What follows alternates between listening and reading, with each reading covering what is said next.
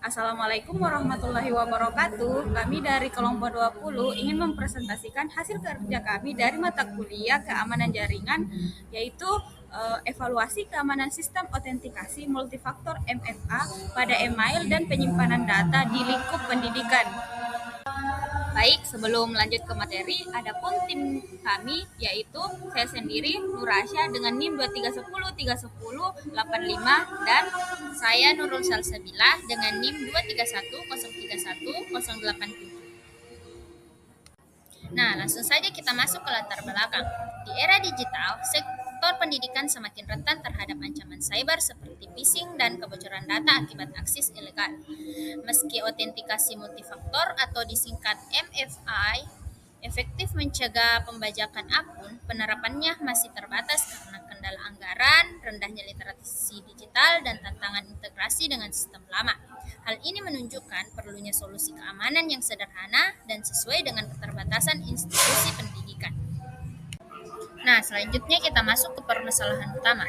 Meskipun penting untuk meningkatkan keamanan sistem, penerapan MFA di banyak institusi masih menghadapi sejumlah hambatan utama.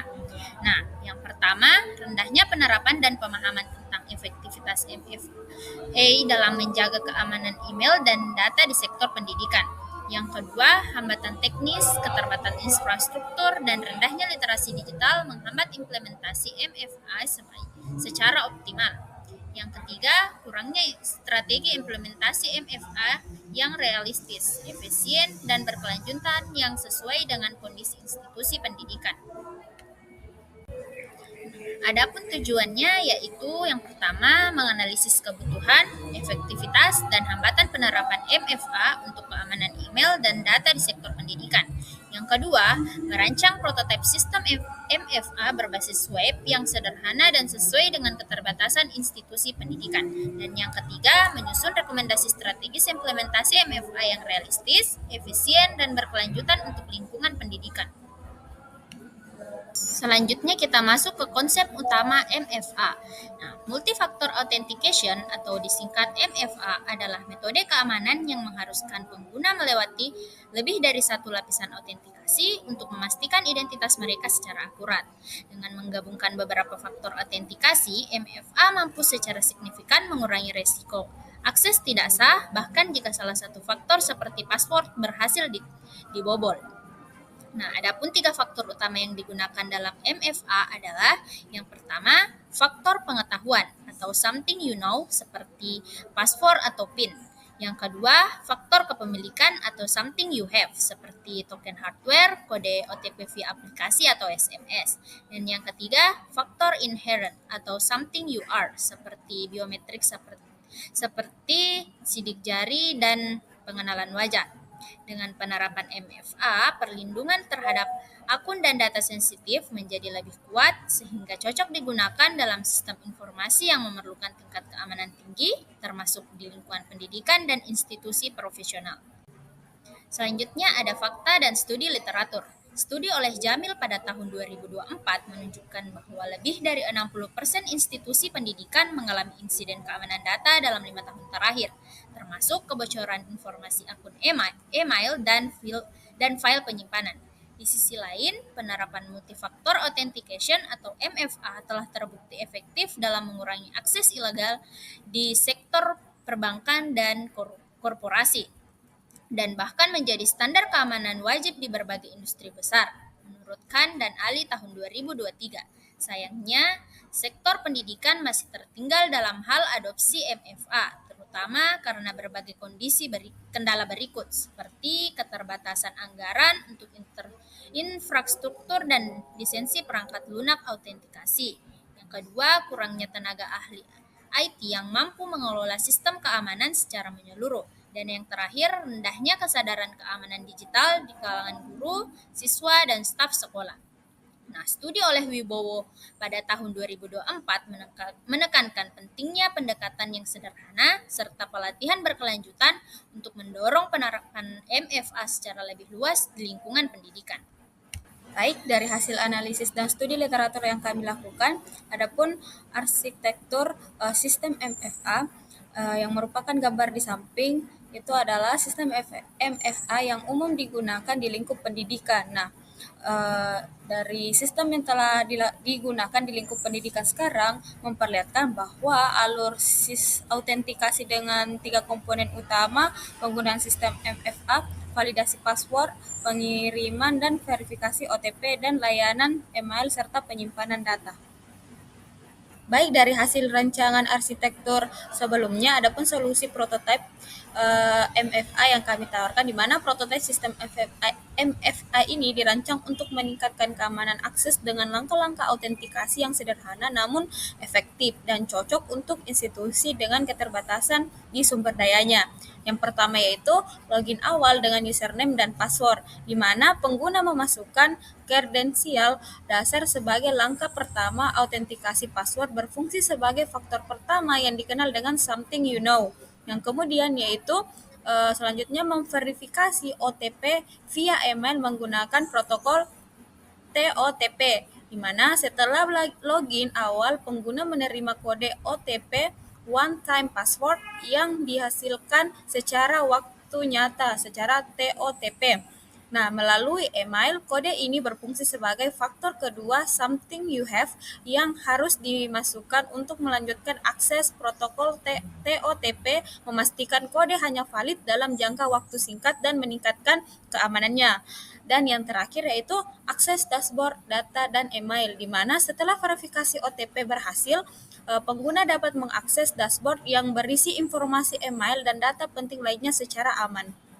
Baik, berikut ini adalah rancangan prototipe atau make-up prototipe yang menggambarkan tampilan antarmuka dari hasil rancangan prototipe yang telah kami rancang.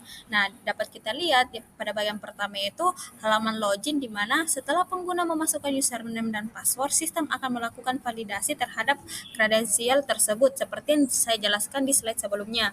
Yang kemudian di sini akan masuk di tampilan antarmuka pada halaman verifikasi OTP, di mana sistem akan mengirimkan kode OTP ke alamat email pengguna. Setelah login berhasil, maka pengguna harus memasukkan sebagai faktor kedua autentikasi, sehingga proses pengiriman OTP dilakukan menggunakan protokol TOTP. Nah, yang selanjutnya yaitu dapat kita lihat dashboard akses, di mana pengguna akses dapat mengakses dashboard yang memungkinkan akses email dan penyimpanan data secara aman setelah kode OTP diverifikasi atau valid. Nah, meskipun penerapan FA cukup efisien, namun adapun tantangan yang akan dihadapi untuk penerapan FMA di lingkup pendidikan. Yang pertama yaitu infrastruktur yang belum memadai, di mana banyak sekali institusi pendidikan, terutama yang berskala kecil di daerah dan belum memiliki perangkat keras, jaringan, atau server yang memadai untuk mendukung sistem autentikasi yang berlapis.